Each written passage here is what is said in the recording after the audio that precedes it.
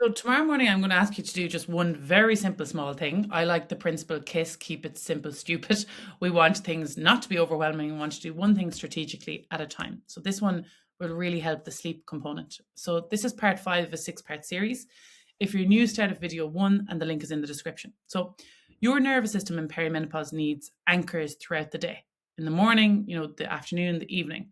Without anchors, it just stays running on high alert or fight or flight, whatever you want to say. And then the night, of course, is going to be a problem. So the simplest move you can start tomorrow is just a consistent wake up time. Pick a time you can hold for the week, even if your sleep hasn't been perfect. Stick to the wake up time because that will determine the time you go to sleep that night. Often people try to change the time they go to sleep in the evening without addressing the morning. The two are so interconnected. We need to be really consistent, even if possible, on the weekends.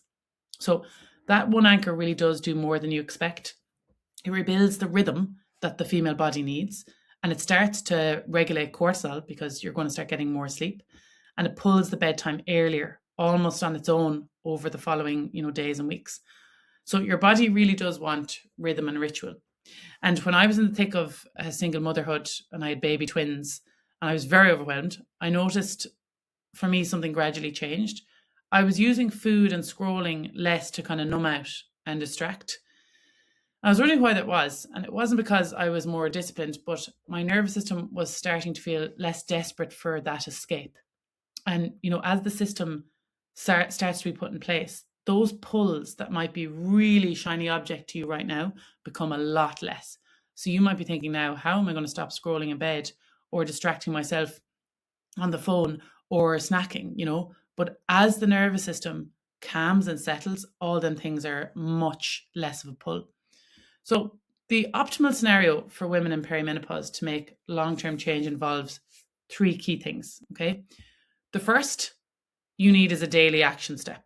So a lot of people are very overwhelmed. They don't want this big elaborate plan. They want a very clear action step on a day-to-day basis. So the thinking is done for you and you're not making decisions on top of loads of other decisions you have to make when you're already drained.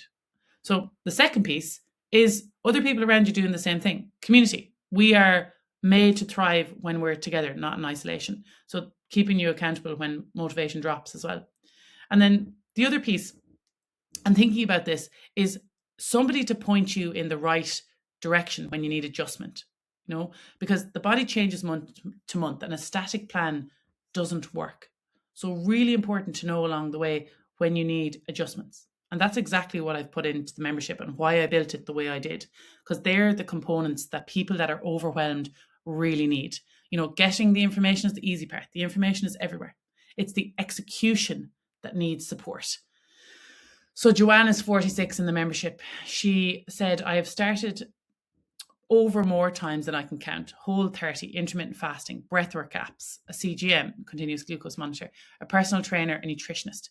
Every time I would do well for about 10 to 14 days, and then I'd go back to my old habits. What is the difference here is that when the dip came around day 12, like Becca said it would, there was something to go to. The community was there, the daily action step was there, and I didn't have to figure out the next move on my own. That's what made this time be the last time I had to do it again. Okay, so Eloise is another lady in the membership who lost 22 pounds across the 9 months.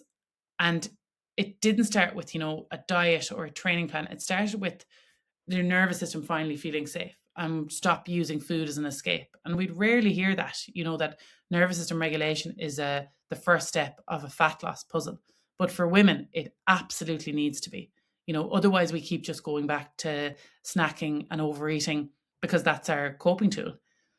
So that feeling of safety doesn't arrive obviously in one weekend. It's built anchor by anchor and by the rhythms you create and the daily support as well.